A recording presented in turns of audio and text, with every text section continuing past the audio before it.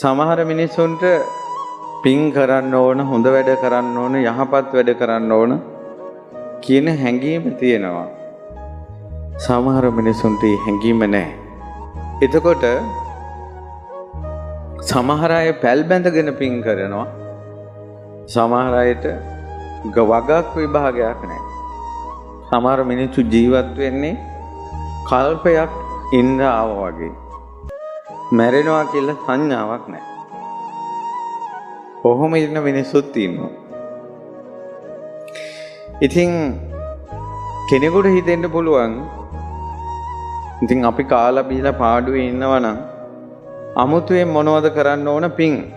ඒ වගේම කෙනෙකුට හිතෙන්න පුළුවන් ওই කියන විදියට ලොකු පව්කම් අපි කරන්නේ නැහැ. පව් කරන්නේ නැත්නම් මොකටද අමුතුවෙන් පින් කරන්නේ කියලා.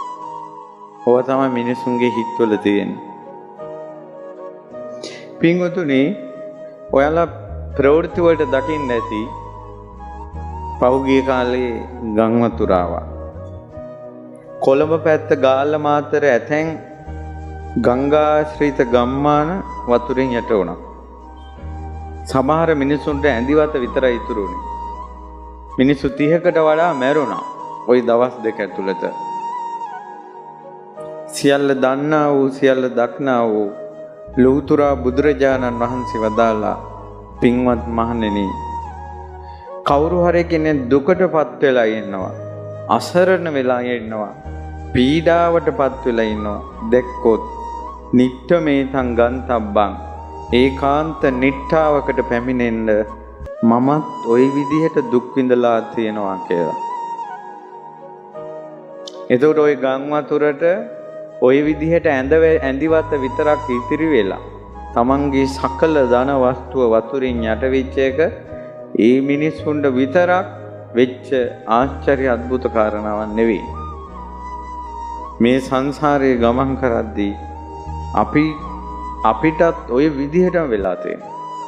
මුළු ජීවිත කාලෙම හම්බ කරපු ධනය වතුරට යට වෙලා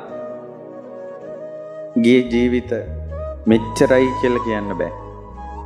ඒ විදිහට අඬද්දී ඒවා කොහොම නැති වෙලා යද්දී අඬනවනේ අයියෝ කියලා. එහෙම අඬද්දී අපේ ඇස් වලින් ගලාගෙන ගිය කඳුළු වැඩි කිව්වා හතර මහා සාගරයේ ජලයට වඩා.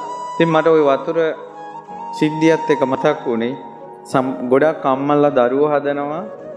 ඒ දරුවන්ට නිතර කියනවා උඹලානේ ඉතින් අපිට අවසාන මොහොතේ වතුර ටිකක් හරි දෙන්න ඉන්නේ කියලා.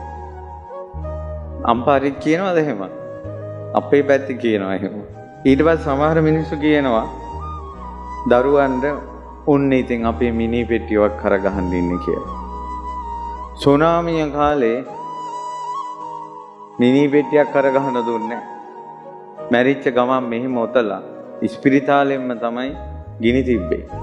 ওই එක පුච්චන තැනක මිනි පුච්චලා ඇයි ගේන සුනාමියේ මිනි පුච්චලා ඇයි ගේනවා අර පුච්චන තැනට ට්‍රොලි එක වගේ දාලා ඇතුළට දානවා පුච්චන.